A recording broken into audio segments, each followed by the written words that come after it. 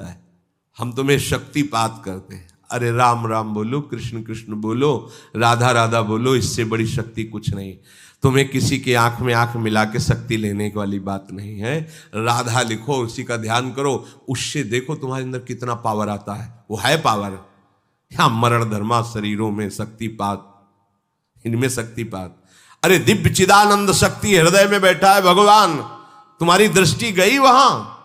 अरे तू खुद चिदानंद स्वरूप है, तेरी अपने में दृष्टि गई, भागा घूम रहा है, माया घूम रहा है। पागल आदमी, पागल, कोई मुझे सुखी कर दे। अरे सुख तेरा स्वरूप है, तेरे अंतर में, कहां भागा घूम रहा है? कौन सुखी करेगा? जिसको तू समझता है सुखी कर देगा, वो खुद सुख से बाहर है। सुख क्या क्षेत्र है समझ में नहीं आता। बुरा लगेगा, बात समझ लो। किसी का आशीर्वाद, किसी का शक्तिपात, किसी का कुछ तुम्हारा बना नहीं सकता। बन जाए तो हमें बता देना करके। तुम क्या प्रयास करोगे? जिन्होंने जीवन में प्रयास किया है उसको जब तब समझ में है कि ये तो भगवान कह रहे हैं, अर्जुन अपने आप अपना उद्धार कर। सामने खड़े हैं भगवान। बात समझ में नहीं आ रही? तुम्हारा कोई उद्धार कर देगा, तुम्हारा कोई कल्याण कर देगा, किसी का आशीर्वाद तुम्हारा मंगल कर देगा, भूल जाना है सब बातें। कृष्ण कृष्ण कहो, राधा राधा कहो, किसी के आशीर्वाद की जरूरत नहीं है। इस राधा नाम से जो शक्ति तुम्हारे अंदर आएगी वो ऐसी चिदानंदमयी होगी, किसी के सहयोग की जरूरत। तुम्हें शक्ति चाहिए, हम कह रहे हैं ऐसा करके देखो, ना मिले तो हमें बताना आके। कोई गंदा भोजन मत करना, पराई बहन बेटियों के प्रति दोष दृष्टि बेविचार मत करना, मांस मत खाना, जुआ मत खेलना, चोरी मत करना। और लिखो सामने राधा नाम, और भावना करो कि राधा नाम से तेज निकल करके हमारे आंखों में समा रहा है, हमारे हृदय में समा रहा है। आप देखो, अनुभव करके देखो, हम आपको बताते रहे। करो, गंदे आचरण करो, पापाचरण करो, तुम्हें कोई शक्ति पा दो। अरे सर्वशक्तिमान भगवान यहाँ छाती में बैठे, यहां बैठे, कुछ नहीं बन पा रहा है। तुम जब तक उनका चिंतन नहीं करोगे तब तक कुछ है। तुम्हारे अंदर इतनी शक्ति है कि महान शक्ति का दाता भगवान अधीन हो जाएगा। कहां मारे घूम रहे हो? किसके सामने मारे घूम रहे हो? समझो, समझो तुम क्या हो, पहले समझो। तुम भगवान के अंश हो। अब तुम्हें कोई शक्ति नहीं दे सकता, क्योंकि तुम स्वयं शक्ति स्वरूप हो। तुम अपनी शक्ति को पहचान ही नहीं, भगवान के बच्चे हो तुम। तुम्हें किसी से भीख मांगने की जरूरत है? बस भूल गए अपने स्वरूपों को। ये व्यवहार है, हाथ रखना, प्रणाम करना, नमस्कार करना, ये एक व्यवहार है। परमार्थ है हृदय देश में भगवान का चिंतन करना। ये बात कम समझ में आएगी, क्योंकि आजकल लोगों को स्वयं में साधना करने की बात नहीं आती। तुम जंतुर बना दो, 5 लाख का घोषित कर दो, 5 लाख आ जाएंगे, और उनको विश्वास दिला दो कि इस जंतुर से तुम्हारा शनिचर नष्ट हो जाएगा और बढ़िया रुपया आने लगेगा, अलवा भी भीड़ लग जाएगी। और राधा राधा बोलो, नहीं समझ में आएगा। जिससे वास्तविक तुम मंगल स्वरूप हो जाओगे। तुम्हारा मंगल हो जाएगा नहीं, तुम मंगल स्वरूप हो जाओगे, तुम मंगल करने वाले बन जाओगे, तुम सुख देने वाले बन जाओगे। पर समझ में नहीं आता, सत्य मार्ग किसी की समझ में नहीं आता। कोई बिरला ही होता है सत्य मार्ग पर चल दे। आप लिखो अपने सामने राधा और ऐसा भावना करो, और हमें बताना। आप यह माइक से कह रहे हैं, बताना आप आके कि आपको क्या अनुभव हो रहा है। अगर आप बुरे आचरण करोगे तो हम फिर नहीं बात कहते। आप जैसे कह रहे हैं वैसे चलो, सालों की बात नहीं करें, कुछ दिनों में आपको आभास होने लगेगा कि मेरे अंदर क्या आ रहा है। बस लिखो सामने राधा नाम, और भावना करो कि जैसे सूर्य तेजों में किरणें फेंकता है, ऐसे राधा नाम से किरणें आ रही और हमारे अंदर सामर्थ्य बढ़ रही। भावना करो तो आपको अनुभव में आने लगेगा। सत्य वस्तु की तरफ चलो, सत्य मार्ग की तरफ चलो, भ्रम में मत भटको। ये बड़ा भ्रम फैला रहा है कलयुग। प्रभु के नाम से, प्रभु के रूप से, प्रभु के धाम से, प्रभु की लीला से, प्रभु से बिलक करके आज तक किसी का सुख हुआ हो तो बता देना। धन उनके पास जाएंगे, आशीर्वाद दे देगा, अमुक मंत्र में दे देगा, उससे धन मिल जाएगा। काहे परेशान हो? लक्ष्मी जिनके चरणों को सहलाती रहती वो श्री हरि है। जो इच्छा करी हो मन माही, हरि प्रसाद कुछ दुर्लभ नाही। आप शुरू तो करो भगवान नाम जप करना, फिर उसका प्रभाव देखो। सत्य मार्ग को स्वीकार कर लो, थोड़े दिन कष्ट रहेगा, जन्म जन्म का कष्ट नष्ट हो जाएगा। असत्य मार्ग में चलोगे, माना थोड़े दिन तुम्हें सुख रहेगा, पर जन्म जन्म का दुख तुम मोल ले लोगे। एकमात्र श्री हरि के सिवा कोई तुम्हें सुखी नहीं कर सकता। भ्रम में मत रहना, बात मान लो, हाथ जोड़ के प्रार्थना करते हैं। कोई सुखी नहीं कर सकता, किसी का आशीर्वाद सुखी नहीं कर सकता। देखो हम तुम्हें उदाहरण बताते हैं। शास्त्राबाहु अर्जुन बहुत बलवान, 1000 भुजाएं, 2 भुजा वाले उनको तो चैन नहीं पड़ती। जिसके 1000 भुजा हो वो बहुत बलशाली, ऐश्वर्यशाली। उसने भगवान दत्तात्रेय जी अवधूत शिरोमणि की आराधना की। भगवान दत्तात्रेय जी की कृपा से उसको जवानी, अच्छोण, बुढ़ापा आएगा। जब जो चिंतन करे वो भोग सामग्री उपस्थित, 88,000 वर्ष जवान रह करके भोग भोगा, सब ऐश्वर्य वैभव सब। हरि भक्ति नहीं स्वीकार की। अवधूत शिरोमणि भगवान के अवतार श्री दत्तात्रेय जी महाराज अनुसुईया जी के सतीत्व के बल से प्रकट हुए भगवान के अवतार हैं दत्तात्रेय जी।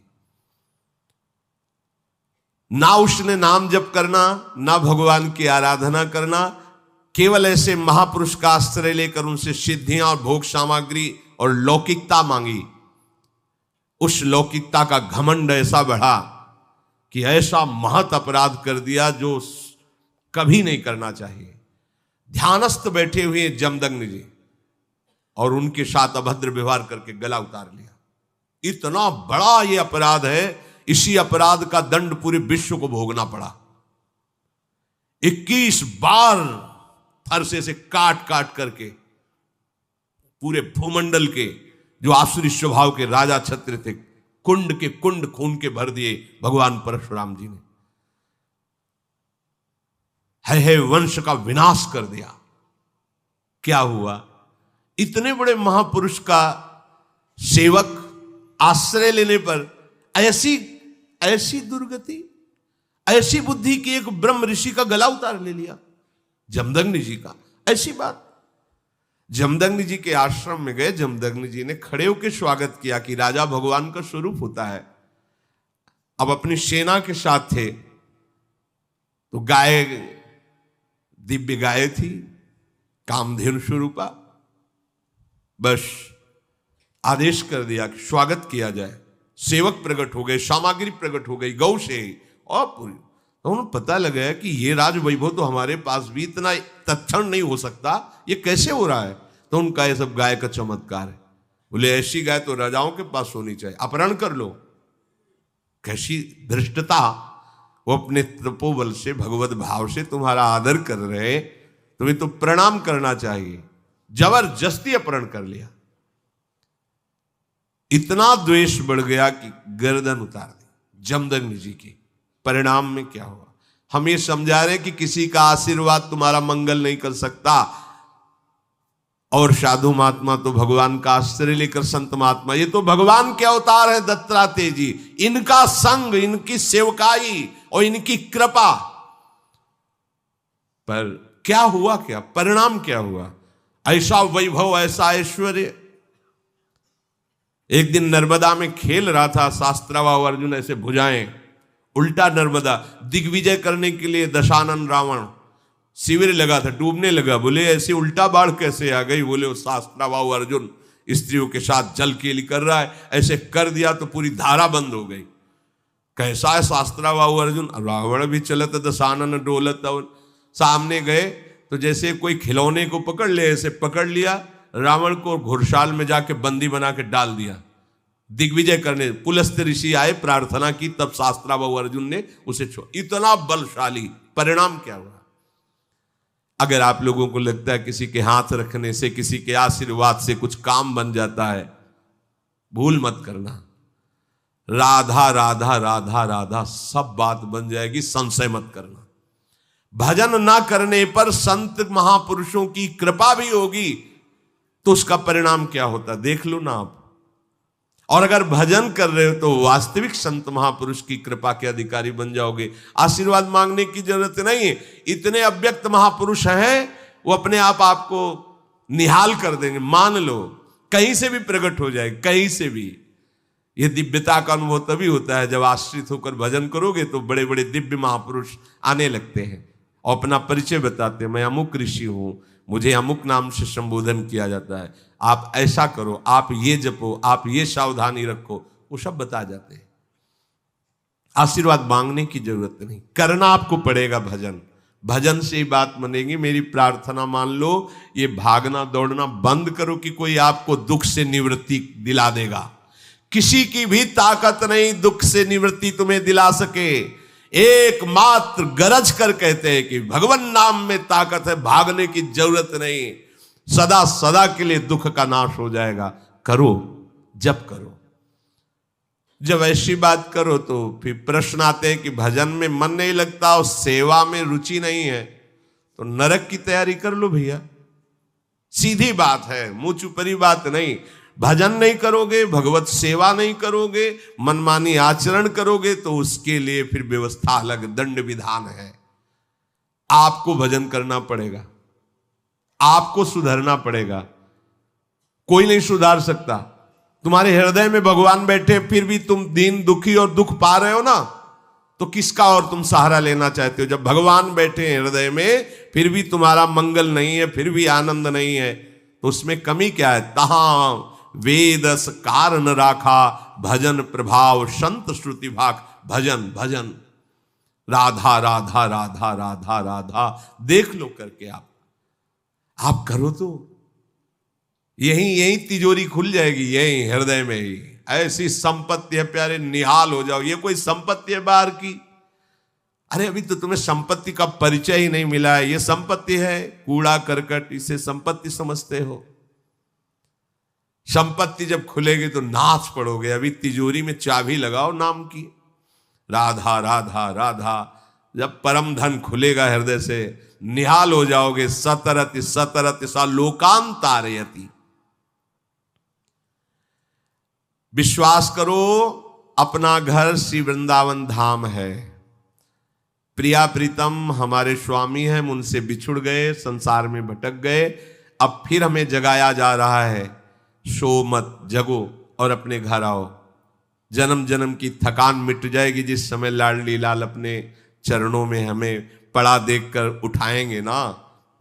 जन्म जन्म की थकान, और इनके बिना थकान मिटने वाली नहीं। कहीं भी भजन के बिना विश्वास कर लीजिए, कहीं भी जाओ, कहीं भी। बचपन से घूम रहा हूं, ये तो अभी श्रीधाम वृंदावन की अखंड कृपा हुई है तो वास, नहीं तो भ्रमण, जल प्रवाह की तरह जीवन भ्रमण युक्त रहा है। शांति यहां मिली है, यहां कहीं शांति नहीं, छाती में शांति है। यही चिंतन करो भगवान का तो शांत हो जाओगे। बाहर कहीं भी जाओ, अगर यहां से अशांत हो तो कहीं शांत नहीं होगे। और यहां शांति है तो जहां तुम अशांति समझते हो वहां चलो और देखो, भला अशांति छू जाए तो कहना। और यहां अशांत है तो जहां शांति समझते हो चलो, देखो शांति का अनुभव हो तो बताना। नहीं, सारा खेल यहां का है। हृदय ही हमारा अशांत है, हृदय ही हमारा शांत है। ये हमारे हाथ की बात है। अगर अशांति का चिंतन करोगे तो अशांत रहोगे, शांति का चिंतन करोगे तो शांत रहोगे। शांत है प्रभु शांताकारम, अशांत है संसार, संसार का चिंतन करने वाला अशांत। तो अशांतस्य कुतः सुखम, अशांत को सुख का अनुभव कहां हो सकता है? सावधान। प्रभु आगे के श्लोक में कह रहे हैं, शास्त्र युग पर्यंत महर्यद ब्रह्मणो विदुः रात्रिम युग शास्त्रांताम तेहो रात्र विदो जनाः। जो मनुष्य ब्रह्मा के 1000 चतुर्युगी वाले एक दिन को और 1000 चतुर्युगी वाली एक रात्रि को जानते हुए मनुष्य ब्रह्मा के दिन और रात्र को जानने वाले कहे गए हैं। ये जानने के लिए इसलिए भगवान संबोधन कर रहे हैं कि ब्रह्मा की भी एक सीमित आयु है, इसके बाद वहां भी सब नष्ट हो जाएगा, ब्रह्मलोक भी नष्ट हो जाएगा, ब्रह्मा भी अंतर्ध्यान हो जाएंगे। ये जानने का तात्पर्य कि सब नाशवान, थोड़ा ज्यादा उम्र उनकी है, अपनी थोड़ा कम है। 1000 चतुर्युगी वाली एक रात्र, 1000 चतुर्युगी वाला एक दिन ब्रह्मा का कहा जाता है। समय का यहां वर्णन करते हैं। परमाणु सबसे छोटा हिस्सा, परमाणु,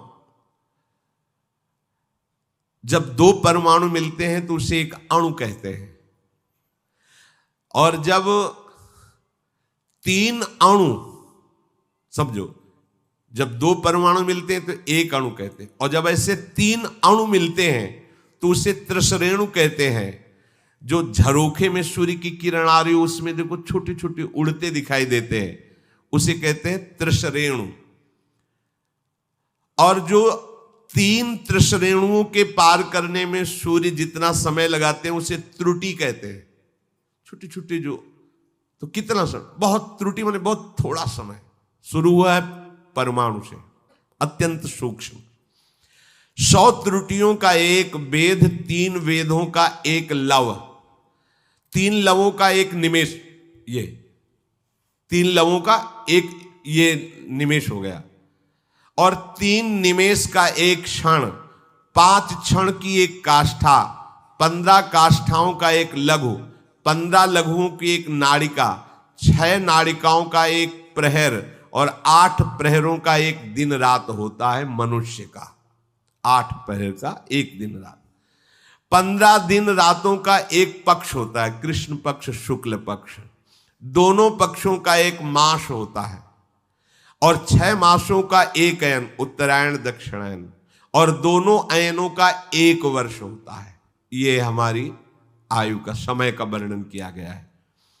एक मनुष्य के जो वर्ष व्यतीत होते हैं, 1 वर्ष, उसमें देवताओं की 1 दिन रात्रि होती है। हमारे 1 वर्ष, उनके 1 दिन 1 रात्रि। उत्तरायण दिन और दक्षिणायन रात्रि होती है, 6-6 महीना। हमारी जो दिन रात्रि है उसकी क्या गणना है, सोचो। हमारा साल व्यतीत हुआ तब उनकी 1 दिन रात्रि होती देवताओं की। मनुष्यों के 6 महीनों का उत्तरायण देवताओं का दिन, और 6 महीनों का दक्षिणायन देवताओं की रात है। इस तरह देवताओं के समय का परिमाण मनुष्यों के समय के परिणाम से 360 गुना अधिक माना जाता है, 360 गुना। इस हिसाब से मनुष्यों का 1 वर्ष, देवताओं की 1 दिन रात, मनुष्यों के 30 वर्ष, देवताओं का 1 महीना, और मनुष्यों के 360 वर्ष, देवताओं का एक वर्ष। 3-4 बार जन्म हो जाएंगे देवताओं के 1 वर्ष में, अपने 3-4 बार जन्म हो जाए। 360 वर्ष, 80 में राधे राधे, बहुत जब ज्यादा 90 पर, कोई बिरला 100। मनुष्य के सतयुग, त्रेता, द्वापर और कलयुग, ये 4 युग बीत जाने पर देवताओं का 1 युग होता है। 4 युग अपने बीते तब देवताओं का 1 युग होता है।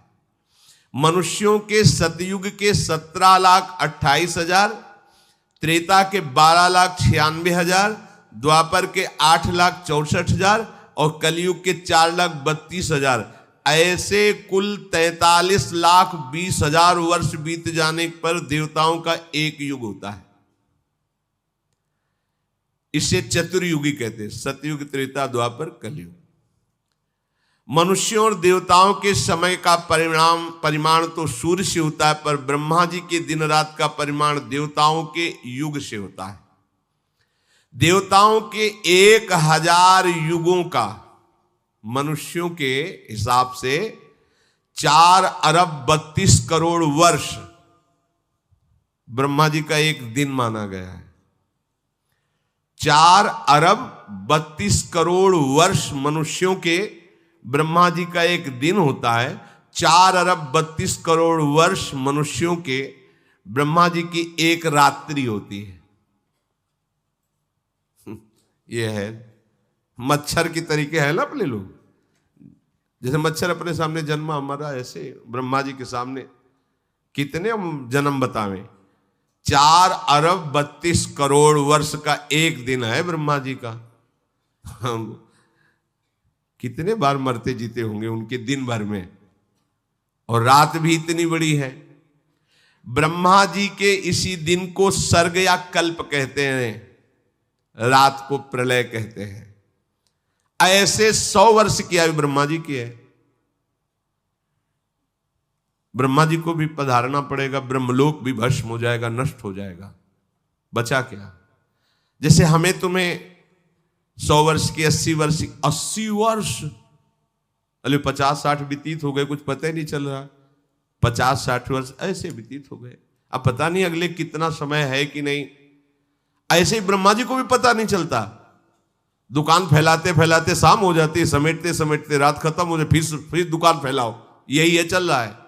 ब्रह्मा जी का काम कैसा है, जैसे एक दुकानदार पूरी दुकान फैला दी, अब फैलाते फैलाते समय लगा, कुछ समय क्रय विक्रय, फिर समेटना शुरू कर दिया, शाम आ गई फिर समेट लिया, ऐसे रोज करते रहते हैं। पर उनका रोज 4 अरब 32 करोड़ वर्ष का एक दिन है। ज्यादा खास नहीं उनको लगता, अपने को लगता है। जैसे अपने यहां 1 वर्ष व्यतीत हुआ, तो ब्रह्मा जी के यहां उस समय का अनुमान भागवत में वर्णन है। कमल की पंखुड़ी को ऐसे सुई से छेदो वहां, तो यहां 1 वर्ष व्यतीत हो गया। वो बलराम जी की पत्नी का क्या नाम था, रेवती।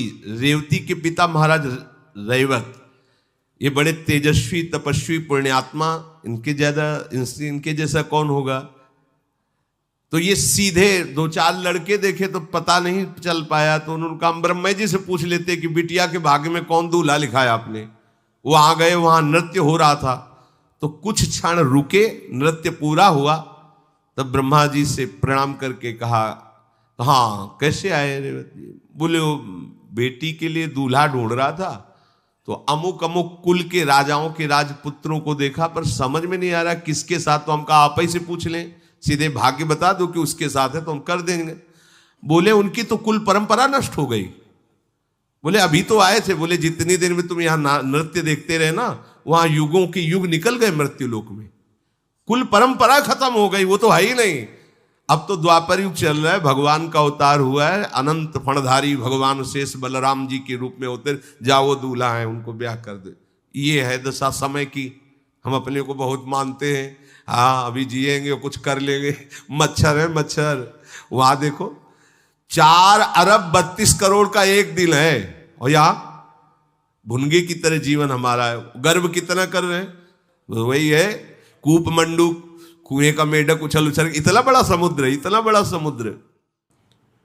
और दर्शन ही केवल नहीं, सुंदर सुंदर वृंदावन की कलियां पुष्प को चयन करके, सुंदर कलियों के आभूषण और पुष्पों की माला आप युगल सरकार को धारण कराऊं, अपने हाथ से फूल चयन करूं, अपने हाथ से फूल माला कलियों के आभूषण बनाऊं, और आप युगल सरकार को धारण कराऊं।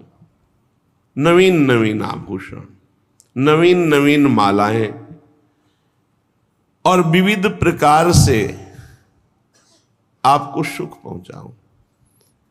और अवसर मिले तो मैं बातों में इतना प्रवीण कि आप दोनों को हंसा दूं, रसबत्तियां ऐसी हास परिहास की बातें करूं, आप दोनों को सुख पहुंचाऊंगा। प्रियवादन, आप दोनों को सदैव सुख पहुंचे, ऐसी ही बात कहूंगा। और हे लाडली, नित्य नवीन नवीन सेवा करके आप युगल सरकार को सुख पहुंचाते हुए अपने नेत्रों की पुत्री बनाकर रखना चाहता। आप ऐसी कृपा करो, जब आप दोनों युगल सरकार गलबहियां दिए हुए वृंदावन की कुंज निकुंजों में विहरण करें, तो हम पीछे पीछे आपका यश गान करते हुए चले। हिलमिल डोलहु दो लगी पाछे गावत गीत रसाला, रचि रचि रास लाड़िले नाचत शोभा विशद विशाला। तू कंकन किंकिनी नूपुर बाजत नाचत मोर मराला। वारों तन मन जीवन कोटिक देख देख ते ही काला। ले ले पंखी पीछे डोलहूं हरिश्रम होत निहाला। ये ममास पूजा ये स्वामिनी भोरी शरणागत हे प्रतिपाला। मेरी लाडली।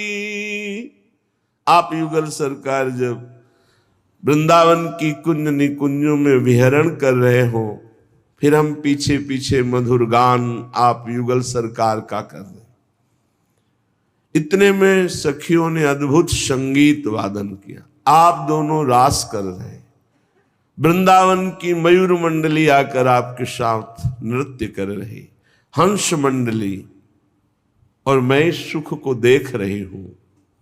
आपकी कंकन किंकिनी नूपुर ध्वनि से मिलकर सब वाद्य बज रहे। ऐसे सुख में तन मन प्राण करोड़ों हो तो न्योछावर कर दे। प्रियाजू, आप कृपा करो, मेरी अभिलाषा की पूर्णता होनी चाहिए। मैं आपको देखूं, आपके श्री अंगों की सेवा का अधिकार पाऊं, आपके रास विलास में प्रवेश पाऊं। आप ऐसी कृपा कीजिए। श्रीपाद प्रबोधानंद जी महाराज कह रहे हैं कि मुझे राधा चरणारविंद की शरणागति मिल गई ना, अब मुझे कोई परवाह नहीं। अस्तु में नरक कोटि सिद्ध्यस्तु नेष्टम न चेश्वरो दयिताम। श्री राधा चरणाम्बुज मधुरिमा लोभस्तु नो भवेत् शिथिला। शिथिला, मैं कभी शिथिल नहीं हो सकता, चाहे नरक जैसा भयंकर कष्ट दिया जाए। क्यों? क्योंकि मन तो राधा चरणारविंद के सुख में डूब रहा है, तो अब शरीर के दुख सुख की कौन परवाह करे। मन ही तो दुख सुख का अनुभव कराता है। देखो, अगर मन को बेहोश कर दिया जाए तो शरीर का कोई भी अंग काट दिया जाए, कोई कष्ट नहीं होगा। ये औषधि के बल से ऐसा है, तो क्या मंत्र के बल से, नाम के बल से, ध्यान के बल से, प्रेम के बल से यदि मन को प्रियालाल में बेसुध कर दिया जाए तो शरीर के भारी से भारी कष्ट को भी आराम से सहा जा सकता है। क्योंकि दुख सुख का अनुभव, मान अपमान का अनुभव, लाभ हानि का अनुभव ये मन को होता है। और मन श्री प्रियालाल के चरणारविंद में। श्रीपाद कह रहे हैं, अस्तु में नरक कोटि, मुझे करोड़ों बार नरक मिले तो भी कोई परवाह नहीं। क्यों? क्योंकि मेरा मन श्री राधा चरणाम्बुज मधुरिमा लोभस्तु, श्री प्रियाजू के गोरे चरणारविंद की शरणागति और सेवा सुख को पा करके अब ऐसा पुष्ट हो गया है कि करोड़ों प्रकार से भीषण नरक कष्ट मिले भी तो मुझे कोई परवाह नहीं। अब सिद्ध्यस्तु नेष्टम न चेश्वरो दयिताम, हम मैं किसी ईश्वर से कृपा की याचना नहीं करूंगा, उससे दया की भीख नहीं मांगूंगा। क्यों? क्योंकि मुझे प्यारी जू के चरणों का आश्रय मिल गया, जहां ईश्वरों की भी ईश्वर रसघन मोहन मूर्तिम विचित्र केलि महोत्सवोल्लसितम राधा चरण विलोडित रुचिर शिखंडम हरिम बंदे। मेरी लालसा, ये देखो कोई महान पुरुष ही बोल सकता है, इतनी पुष्ट हो चुकी है राधा चरणारविंद में, ना भवेत शिथिलता। आप किसी भी कारण से शिथिल नहीं हो सकती। हो सकता है कई कारण उपस्थित हो जाएं। शरीर रोगी हो जाए, विपत्ति आ जाए, कोई साथ ना दे, अव्यवस्था हो जाए, अपमान हो जाए, निंदा हो जाए या मृत्यु हो जाए, कुछ भी हो सकता है। ये मृत्यु लोक है, नाशवान है, अब मैं शिथिल होने वाला नहीं। क्यों? क्योंकि मेरा मन श्री जी के चरणों में समर्पित हो चुका है। ये निर्भयता, निश्चिंतता, निशोकता प्रभु के चरणों का आश्रय लेने पर ही आती है। चाहे जितना सुंदर परिवार हो, चाहे जितनी सुंदर व्यवस्था हो, चाहे जितना वैभव सुख हो, लेकिन प्यारे तुम भय, चिंता, शोक से नहीं बच सकते। वो केवल प्रभु के चरणों के आश्रय से बच सकते हो। भगवान की शरणागति, मुख में नाम और शरीर से पवित्र आचरण, भगवत समर्पित कर्म, बड़ा बढ़िया जीवन, बड़ा मंगलमय जीवन। कह रहे नरक जैसी अव्यवस्था हो तो भी मुझे कोई परवाह नहीं। क्यों? क्योंकि मन सत्प्रेम सिंधु मकरंद रसोग धारा, सारा नजस्रमभिता श्रवदास्यतेषु।